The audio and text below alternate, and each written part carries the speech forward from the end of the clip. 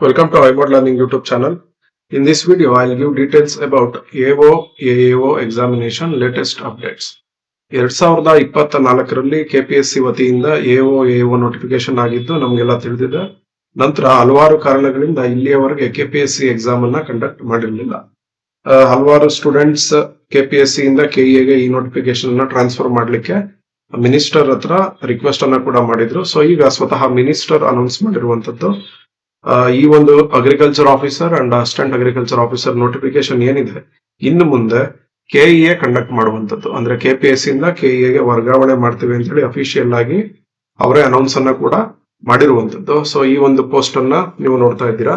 KPSC ಯ ಬದಲಿಗೆ ಕೆಇಎಗೆ ಹಸ್ತಾಂತರವನ್ನ ಇವರು ಮಾಡಿರುವಂತದ್ದು. ಅದೇ ರೀತಿ ಮುಂದಿನ 3 ತಿಂಗಳ ಒಳಗಾಗಿ ಈ ಒಂದು ಕಂಪ್ಲೀಟ್ ಪ್ರೊಸೆಸ್ ಅನ್ನ ನಾವು ಮುಗಿಸ್ತೀವಿ ಅಂತ ಕೂಡ ಹೇಳಿರುವಂತದ್ದು. ಸೊ ಈ ವಿಡಿಯೋನಲ್ಲಿ ಇದು ಯಾವ ರೀತಿ ವರ್ಕೌಟ್ ಆಗುತ್ತೆ ಇದರ ಬಗ್ಗೆ ನಾನು ನಿಮ್ಗೆ ಡೀಟೇಲ್ಸ್ ಅನ್ನ ತಿಳಿಸ್ತೇನೆ.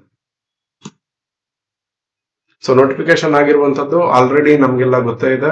ಕೆಪಿಎಸ್ಸಿ ವತಿಯಿಂದ 2024 ಸೆಪ್ಟೆಂಬರ್ ನಲ್ಲಿ ನೋಟಿಫಿಕೇಶನ್ ಆಗಿದ್ದು, ಬಟ್ ಎಕ್ಸಾಮ್ ಇನ್ನ ಆಗಿರ್ಲಿಲ್ಲ. ಈಗ ಸೇಮ್ ನಂಬರ್ ಆಫ್ ಪೋಸ್ಟ್ ಏನಿದೆ ಇದು ಸೇಮ್ ಇರುತ್ತೆ ಅಂಡ್ ಎಕ್ಸಾಮ್ ಪ್ಯಾಟರ್ನ್ ಏನಿದೆ ಇದು ಕೂಡ ಸೇಮ್ ಇರುತ್ತೆ. ಬಟ್ ಕಂಡಕ್ಟ್ ಮಾಡ್ತಕ್ಕಂತ ಅಥಾರಿಟಿ ಕೆಪಿಎಸ್ಸಿ ಇಂದ ಕೆಇಎಗೆ ಚೇಂಜ್ ಆಗಿರುವಂತದ್ದು. ಸೊ ಕರ್ನಾಟಕ ಎಕ್ಸಾಮಿನೇಷನ್ ಅಥಾರಿಟಿ ಏನಿದೆ ಇದು ಇನ್ನು ಮುಂದೆ ಈ ಒಂದು AO ನೋಟಿಫಿಕೇಶನ್ ಅನ್ನ ಕಂಡಕ್ಟ್ ಮಾಡುವಂತದ್ದು, ಮೀನ್ಸ್ ಎಕ್ಸಾಮ್ ಅನ್ನ ಮಾಡುವಂತದ್ದು. ಹಾಗಾದ್ರೆ ಯಾವ ಒಂದು ಟೈಮ್ ಫ್ರೇಮ್ ನಲ್ಲಿ ಈ ಒಂದು ನೋಟಿಫಿಕೇಶನ್ ಮುಗಿಬಹುದು ಅಂತ ನೋಡಿದ್ರೆ, ಈಗ ಆಸ್ ಪರ್ ಮಿನಿಸ್ಟರ್ ಪೋಸ್ಟ್ ಮುಂದಿನ 3 ತಿಂಗಳ ಒಳಗಾಗಿ ಈ ಒಂದು ನೋಟಿಫಿಕೇಶನ್ ಅನ್ನ ಮುಗಿಸ್ತೀವಿ ಅಂತ ಹೇಳಿದ್ದಾರೆ. ಬಟ್ ಈಗ ಈ ಒಂದು ಪ್ರೊಸೆಸ್ ಏನೇನು ಇನ್ವಾಲ್ವ್ ಆಗಿದೆ ಅಂತ ನೋಡೋದಿದ್ರೆ, ಮೊದಲಿಗೆ ಕೆಇಎ ಏನಿದೆ ಇದಕ್ಕೆ ಡಿಪಾರ್ಟ್ಮೆಂಟ್ ಆಫ್ ಅಗ್ರಿಕಲ್ಚರ್ ಏನಿದೆ ಇದು ಪ್ರಪೋಸಲ್ ಅನ್ನ ಕೊಡ್ಬೇಕಾಗತ್ತೆ.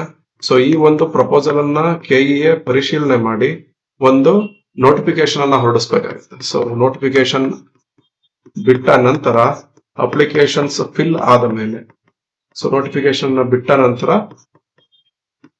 ಎಲ್ಲಾ ಸ್ಟೂಡೆಂಟ್ಸ್ ನ ಡೀಟೇಲ್ಸ್ ಅವರಿಗೆ ಸಿಕ್ಕಿದ ಮೇಲೆ ಎಕ್ಸಾಮಿನೇಷನ್ ಅನ್ನ ಕೆಇಎ ಪ್ಲಾನ್ ಮಾಡುವಂಥದ್ದು. ಸೊ ಈ ಒಂದು ಪ್ರೊಸೆಸ್ಗೆ ಮಿನಿಮಮ್ 3 months ಮ್ಯಾಕ್ಸಿಮಮ್ 5 months ಆದ್ರೂ ಬೇಕಾಗುತ್ತೆ.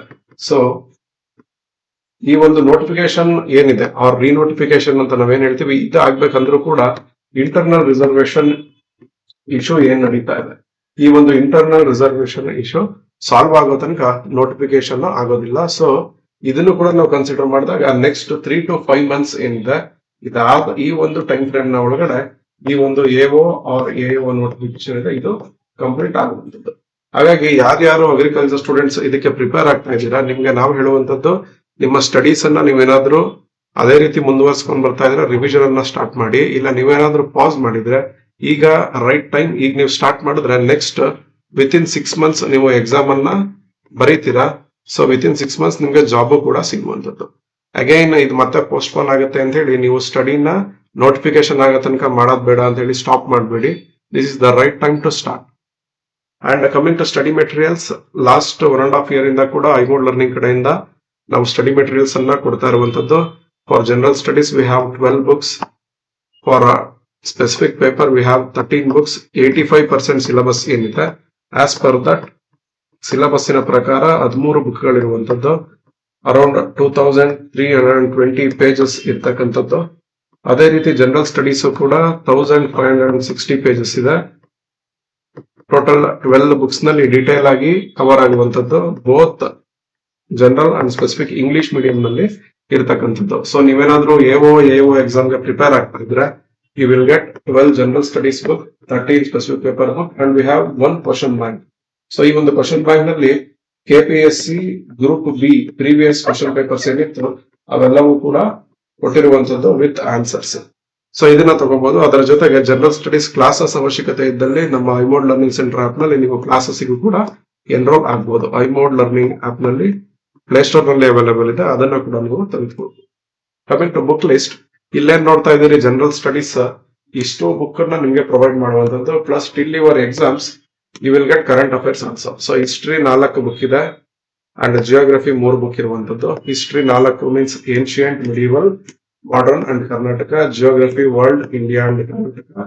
polity, economy, science, mental ability, general knowledge, and current affairs till your exams. Coming to specific paper, you will get 13 books. You will get 13 books. So as per this ಏನು ಒಂದು syllabus ನಲ್ಲಿ subjects ಅನ್ನ ಕೊಟ್ಟಿದ್ದಾರೆ ಎಲ್ಲ ಇಲ್ಲಿ cover ಆಗಿರ್ತಕ್ಕಂಥದ್ದು. Example, in book number 1 you will get soil science and agriculture microbiology. In book number 2 you will get agriculture economics and agriculture marketing. Like this you will get 13 books with 2320 pages. All notes are completely descriptive and as per syllabus. So further related to preparation ಏನೇ doubt ಇದ್ರು ಕೂಡ ನಮ್ಮ number ಏನಿದೆ ಈ ಒಂದು ನಂಬರಿಗೆ WhatsApp ಅನ್ನ ಮಾಡಬಹುದು, ಅವ್ರ ಕಾಲ್ ಅನ್ನ ಮಾಡಬಹುದು. Thank you.